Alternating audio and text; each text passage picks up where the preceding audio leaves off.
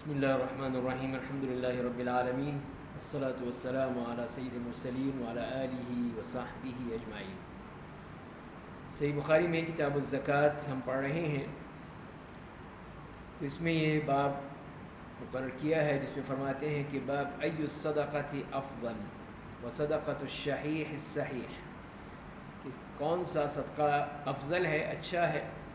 اور اس شخص کا صدقہ جو کہ صحت مند ہے لیکن بخیل ہے، اس کے اندر بخل پایا جاتا ہے۔ اور اس میں قرآن کریم کی آیت لے کر آئے ہیں، فرمایا کہ وَأَنفِقُوا مِمَّا رَزَقْنَاكُم مِّن قَبْلِ أَن يَأْتِيَ أَحَدَكُمُ الْمَوْتُ، اور جو ہم نے تمہیں رزق دیا ہے اس میں سے خرچ کرو اس سے پہلے کہ تم میں سے کسی کو موت آ جائے۔ اور دوسری آیت لائے ہیں یا ایھا الذین آمنوا انفقوا مما رزقناکم من قبل ان یأتی یوم لا بیع فیہ ولا خلال، کہ ایمان والو جو ہم نے رزق دیا اس میں سے خرچ کرو اس سے پہلے کہ وہ وقت آ جائے، وہ دن آ جائے جس میں نہ کوئی خرید و فروخت ہے اور نہ اس میں اور کوئی ایسی چیز ہے جو تمہارے کام آ سکے۔ تو ان دونوں آیات میں اسی بات کی طرف اشارہ کیا گیا ہے کہ یہ انسان کو خیال رکھنا چاہیے کہ موت کسی وقت بھی آ سکتی ہے، کسی وقت بھی اس کا وقت آ سکتا ہے، تو اللہ نے جو رزق دیا ہے پاکیزہ رزق، اس میں سے اسے خرچ کرنا چاہیے، اللہ کی راہ میں دینا چاہیے تاکہ یہ اس کے کام آئے۔ اور حدیث لائے ہیں ابو ہریرہ رضی اللہ تعالیٰ عنہ کی کہ جاء رجل الی النبی صلی اللہ علیہ وسلم فقال یا رسول اللہ ای الصدقۃ اعظم اجرا، کہ ایک شخص آیا نبی کریم صلی اللہ علیہ وسلم کے پاس اور اس نے کہا کہ رسول اللہ صلی اللہ علیہ وسلم یہ بتائیے کہ سب سے زیادہ اجر والا صدقہ کون سا ہے؟ تو آپ نے فرمایا کہ ان تصدق وانت صحیح شحیح تخشى الفقر وتأمل الغنى ولا تمهل حتى إذا بلغت الحلقوم قلت لفلان كذا ولفلان كذا وقد كان لفلان۔ تو آپ نے یہ جواب یہ دیا کہ تم صدقہ کرو اس حالت میں کہ تم صحت مند ہو، صحیح، اور شحیح یا حریص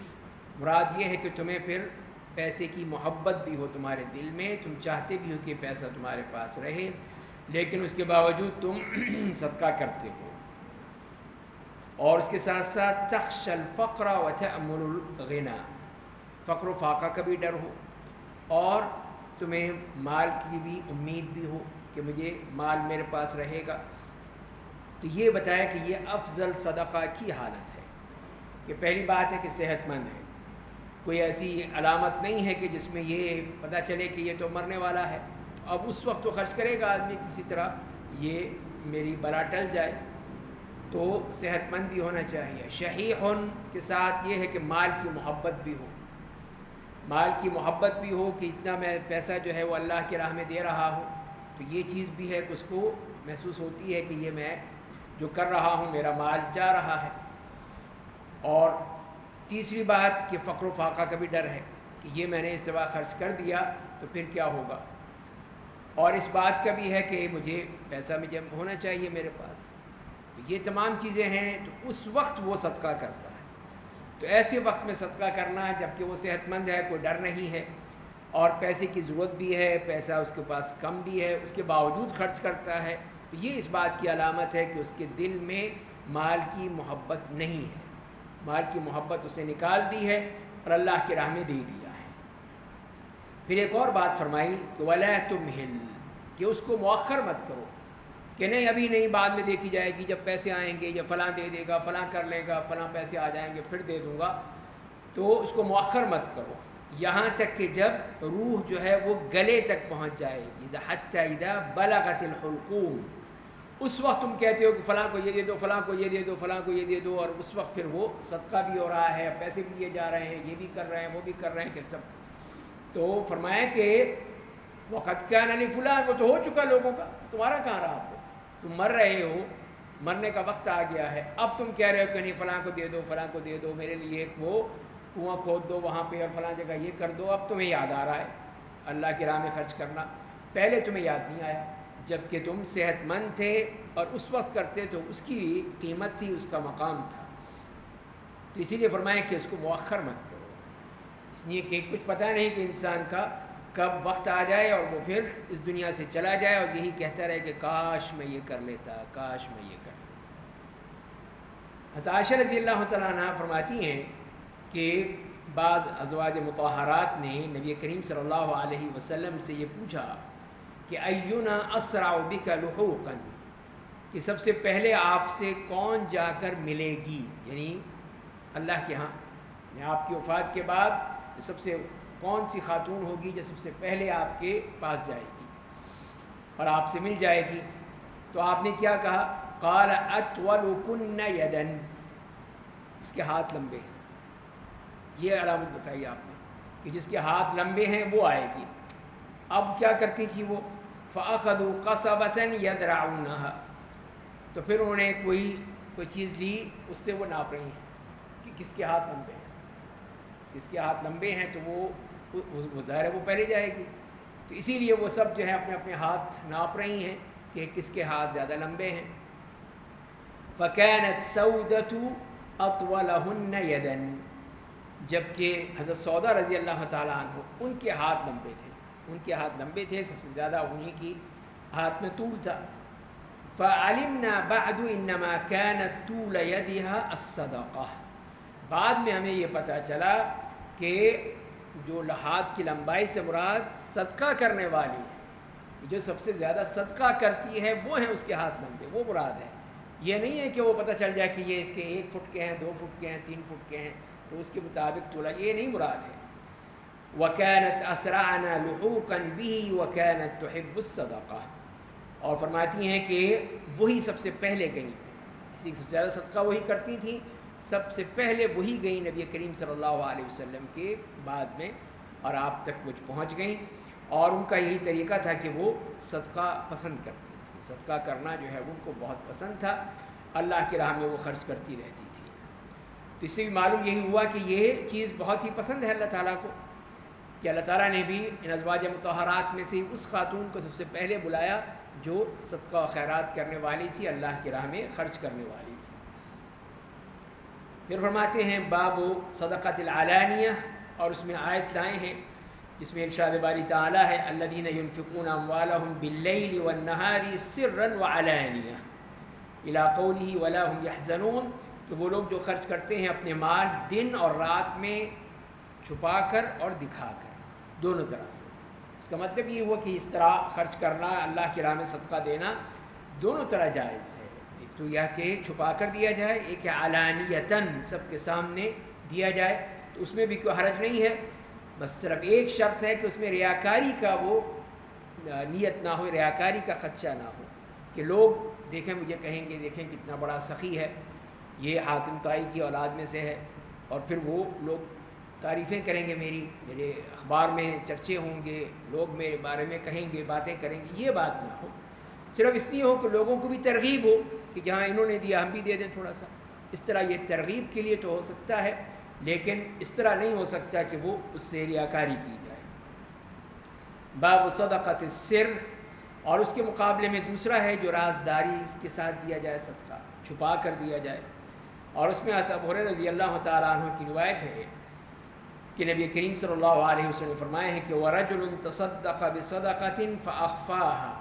حَتَّى لَا تَعْلَمَ شِمَالُهُ مَا صَنَعَتْ يَمِينُهُ، اور ایک شخص نے صدقہ کیا اس طرح چھپا کر کیا کہ اس کے بائیں ہاتھ کو نہیں پتہ چلا کہ اس کے دائیں ہاتھ نے کیا کیا تھا، اس حد تک وہ خفیہ ہے اور اس میں وہ دکھاوا نہیں ہے۔ تو یہ اللہ تعالیٰ کے یہ اس حدیث کا ٹکڑا ہے جس میں جو فرمایا ہے کہ سبعۃ یظلھم اللہ فی ظلہ یوم لا ظل الا ظلہ، کہ وہ جو 7 خوش قسمت افراد ہوں گے جن کو اللہ تعالیٰ قیامت کے دن عرش الہی کا سایہ نصیب فرمائیں گے، ان میں سے یہ شخص ہے کہ اس کے ہاں ریاکاری دکھاوا بالکل نہیں، اس کا کوئی شائبہ تک نہیں، اسی لیے یہ فرمایا کہ وہ دایاں ہاتھ جو خرچ کرتا ہے بائیں ہاتھ کو نہیں پتہ چلتا، یعنی یہ اس میں ایک انتہا بتا دی گئی ہے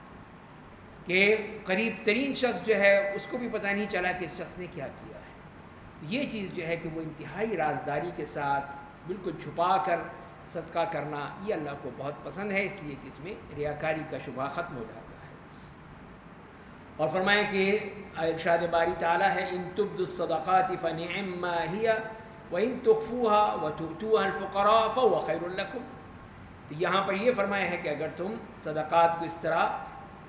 کھلے طور پہ بیان کر کے سب کے سامنے دیتے ہو تو یہ بھی اچھا ہے، لیکن اگر چھپا کر دو، ان تخفوها چھپا کر دو اور فقراء کو دے دو تو یہ تمہارے لیے بہتر ہے. تو اس سے بھی معلوم یہی ہوا کہ یہ اللہ تعالیٰ نے اس چیز کو پسند فرمایا کہ وہ چھپا کر وہ صدقہ کیا جائے، اس طرح دکھا کر نہ کیا جائے. اذا تصدق علی غنی وهو لا يعلم، کہ اگر کسی مالدار کو صدقہ کر دیا گیا جس کو پتہ نہیں تھا، اس کو پتہ ہی نہیں تھا یہ کیسا شخص ہے. اور اس میں حدیث لائے ہیں حضرت ابو ہریرہ رضی اللہ تعالیٰ عنہ کی کہ رسول اللہ صلی اللہ علیہ وسلم نے فرمایا ہے کہ ایک شخص نے کہا کہ لا تصدقن بصدقۃ، کہ میں اب صدقہ کروں گا، میں صدقہ دوں گا. تو وہ پھر اپنا صدقہ لے کر نکلا اور جا کے اس نے ایک چور کے ہاتھ پہ رکھ دیا. تو صبح کو لوگوں نے باتیں کی کہ دیکھو چور کو صدقہ کر دیا، کسی نے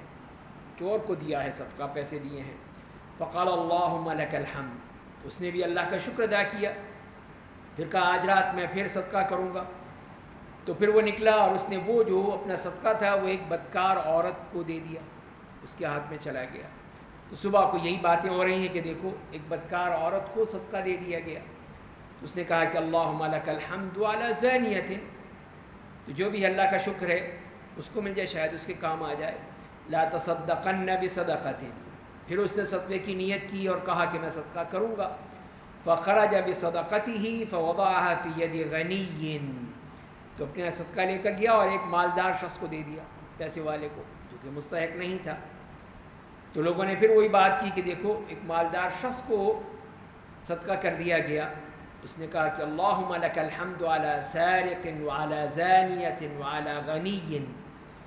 کہ اللہ کا شکر ہے کہ اس نے یہ توفیق دی ہے، چاہے وہ چور تھا یا وہ بدکار عورت تھی یا وہ مالدار شخص تھا، اس کو دیا گیا. تو فرمایا کہ فقیل فاوتی، یعنی پھر اس کو اس نے خواب میں دیکھا اور اس سے کہا گیا اما صدقتک علی سارق فلعلہ ان یستعف عن سرقتہ، کہ جہاں تک کہ چور کو تم نے صدقہ کیا ہے تو ہو سکتا ہے کہ اس کے ذریعے سے اللہ تعالیٰ اس کو چوری سے بچا لے، اس کے اندر عفت، پاک دامنی اور چوری کا جذبہ جو ہے وہ ختم ہو جائے اور اس کی جگہ یہ عفت اور پاک دامنی پیدا ہو جائے. وَأَمَّا الزَّانِيَةُ فَلَعَلَّهَا أَن تَسْتَعِفَّ عَن زِنَاهَا، اور اسی طرح وہ بدکار عورت، وہ بھی جو اس کو صدقہ دیا گیا ہے تو وہ بھی اس سے بچ جائے، اپنی بدکاری سے توبہ کر لے اور اس سے بچ کے پاک دامن عورت بن جائے. اما الغنی فلعلہ یعتبر فینفق مما اعطاہ اللہ، اور یہاں تک کہ جو مالدار شخص ہے شاید کہ اس کو بھی خیال آ جائے اور وہ بھی جو اللہ نے اس کو دیا اس میں سے خرچ کرے. تو یہ اس میں بتایا جا رہا ہے کہ اگر کوئی اس طرح کسی کو پتہ نہیں چلتا، اس کو نہیں معلوم، تو باقی اس کا اجر تو ہے، اس لیے کہ اس کی نیت تھی، نیت صدقے، اس نے کہا لا تصدقن بصدقۃ، صدقہ کروں گا، تو اللہ تعالیٰ اس کو اس کا اجر دیں گے، ثواب دیں گے. دوسری بات یہ ہے کہ یہ پاکیزہ مال تھا، پاک صاف، بالکل ہی پاک مال ہے. اب جو ان لوگوں کو دیا گیا ہے تو اس کے اثرات مرتب ہوں گے. ہو سکتا ہے کہ چور جو ہے وہ توبہ کر لے اپنی چوری سے، وہ بدکار عورت توبہ کر لے، اور یہ جو مالدار شخص ہے اس کو یہ خیال پیدا ہو جائے کہ میں بھی اس طرح صدقہ کروں. اس سے اس کا فائدہ ہوگا اور وہ چیز جو ہے وہ آگے بڑھتی چلی جائے گی اور اس کا صدقے کے فوائد لوگوں کے سامنے بھی آئیں گے. اگلے باب میں فرماتے ہیں باب اذا تصدق علی ابنہ وہو لا یشعر، کہ اگر اپنے بیٹے پر صدقہ کر دیتا ہے اس کو پتہ ہی نہیں چلتا. تو معن ابن یزید رضی اللہ تعالیٰ عنہ فرماتے ہیں کہ میں نے رسول اللہ صلی اللہ علیہ وسلم کے ہاتھ پر بیعت کی، میں نے بھی، میرے والد نے بھی، میرے دادا نے بھی. اور اس کے بعد پھر حضرت علی نے رشتے کی بات کی، فانکحنی، میری شادی کروا دی. وخاصمت الیہ، میں پھر اس ایک معاملے میں نے جھگڑا کیا. کس بات میں جھگڑا کیا؟ وہ یہ فرماتے ہیں وَكَانَ أَبِي يَزِيد أَخْرَجَ دَنَانِيرَ يَتَصَدَّقُ بِهَا، کہ میرے والد یزید نے کچھ دینار نکالے تھے صدقہ کرنے کے لیے، اللہ کی راہ میں دینے کے لیے. فَوَضَعَهَا عِنْدَ رَجُلٍ فِي الْمَسْجِدِ، تو وہ پیسے تھے وہ ایک مسجد میں کسی شخص کو دے دیے، اس کے پاس رکھ دیے. فجئت فأخذتها فأتيته بها، تو وہ میں نے پیسے اس سے لے لیے اور پھر میں ان کے پاس آیا. فقال واللہ ما ایاک اردت، اس نے کہا میں تمہارے لیے تھوڑی رکھے تھے، میں تو کسی اور کے لیے رکھے تھے کہ وہ اس کو دینے ہیں، تم نے کیوں لے لیے؟ تو باپ نے جھگڑا کیا مجھ سے. فخاصمته الى رسول اللہ صلی اللہ علیہ وسلم، تو پھر میں ان کو لے گیا کہ نبی کریم صلی اللہ علیہ وسلم کے پاس چلیں، ان سے فیصلہ کروا لیں کہ وہ کیا اس کے بارے میں فیصلہ کرتے ہیں. فقال لك ما نويت یا یزید ولك ما اخذت یا معن، تو آپ نے فرمایا کہ اے یزید تم نے جو نیت کی تمہیں اس کا اجر مل جائے گا. کہ تمہاری نیت تھی کہ صدقہ کرنے کی، دینے کی، اس کے لیے رکھا تھا تم نے، اور تم نے معن جو تم نے لیا ہے وہ تمہارے لیے ہے، اس کے لیے، اس لیے کہ تم نے تو ان سے لیا ہے، اس شخص کے پاس سے لیا ہے، تو لہذا تمہارے لیے بھی اس کو لینا جائز ہے، خاص طور پہ اس حالت میں کہ وہ مستحق ہے. اگر مستحق ہے تو وہ لے سکتا ہے، اس میں کسی قسم کی کوئی بھی حرج نہیں ہے. اور عائشہ رضی اللہ تعالیٰ عنہ فرماتی ہیں کہ رسول اللہ صلی اللہ علیہ وسلم فرمایا کہ اذا انفقت المرأة من طعام بیت زوجها غیر مفسدة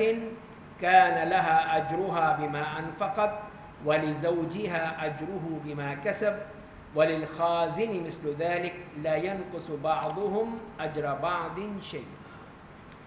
کہ آپ نے فرمایا کہ اگر کوئی بھی خاتون، کوئی بھی عورت اپنے گھر سے خرچ کرتی ہے، اپنے جو شوہر کا مال ہے سارا گھر، اس میں سے صدقہ کر دیتی ہے، اور جو دوسری روایت میں آتا ہے کہ کھانا کھلا دیتی ہے، اس میں سے جو اپنا کھانا پکاتی ہے اس میں سے کچھ صدقہ کر دیتی ہے، غیر مفسدۃ، کسی قسم کی کوئی خرابی نہیں ہوتی اس سے.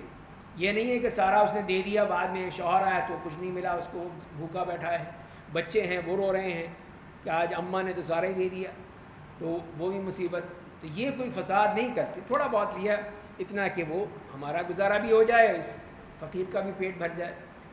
تو فرمایا کہ اس کے لیے کیا ہے، کان لہا اجرها بما انفقت، تو جو بھی اس نے خرچ کیا ہے اس کا اجر اس کو بھی ملے گا، وہ بھی اجر کی مستحق بن جائے گی، اس لیے کہ اس نے اللہ کے لیے دیا ہے. وَلِزَوْجِهَا أَجْرُهُ بِمَا كَسَبَ، اور شوہر کو بھی اجر ملے گا، شوہر کو بھی اجر ملے گا کہ اس نے جو کمائی کی تھی اس کمائی کے ہی صلے میں اس کو یہ اس کی بیوی نے بھی کیا ہے، تو لہذا اس کو بھی اس کا اجر مل جائے گا، وہ بھی اجر کا مستحق بن جائے گا. وَلِلْخَازِنِ مِثْلُ ذَلِكَ، اور اگر کوئی ایسا شخص ہے جو کہ کہیں پہ ذمہ دار ہے، اس کے پاس یہ تمام چیزیں ہیں جو کیشیئر جیسے ہوتا ہے، اس طرح ہے، اگر وہ اس میں سے جو مالک کے پیسے میں سے اگر اجازت ہے تو اگر اس میں سے خرچ کر دیتا ہے تو اس کو بھی اجر مل جائے گا، صدقہ اگر کرتا ہے. اسی لیے فرمایا کہ لا ينقص بعضهم اجر بعض شیئا، بعض جو ہیں دوسرے کے اجر میں کوئی کمی نہیں کریں گے، اجر میں کمی نہیں ہوگی. اگر بیوی نے خرچ کر دیا ہے، صدقہ کر دیا ہے، تو شوہر کے اجر میں کمی نہیں ہوگی، اگر شوہر نے کر دیا ہے تو بیوی کے اجر میں کوئی کمی نہیں ہوگی. اسی طرح اللہ تعالیٰ ان کو اجر دے گا، اس لیے کہ اس کے ہاں بہت عظیم اجر ہے، اس کے خزانوں میں کوئی کمی نہیں ہے. تو جو بھی اچھی نیت سے کام کرتا ہے اللہ تعالیٰ اس کو عطا کرتے ہیں. اللہ تعالیٰ ہمیں بھی توفیق عطا فرمائے کہ ہم صحیح معنی میں اللہ کے لیے، اللہ کے رضا کے لیے خرچ کر سکیں، اللہ کی راہ میں دے سکیں. وآخر دعوانا الحمد للہ رب